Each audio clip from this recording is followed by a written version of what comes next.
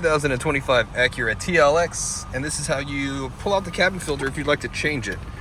Alright, so open up your glove box here, and the cabin air filter is actually in that compartment back there, so we're going to lower the glove box in by pulling these stoppers back, pulling the glove box down a little bit, both sides. That allows it to drop down lower so you can get to it. Now we're going to take that door off right there. These tabs on the sides, we're just going to push together like that, and both sides. Ooh, this one's way back there. Take the door off, stick the can in here. Ooh, this filter is a little crunchy.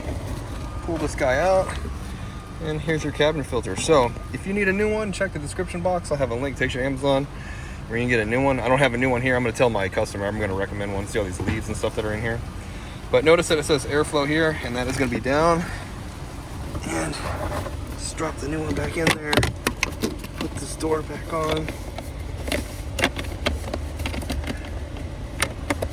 This, lock it on, and then you just get the glove box and push these sides back. Close it up. Well, I hope the video was helpful. If it was, appreciate it if you hit the like button for me, leave me a comment if you could, and hope to see you again in another video.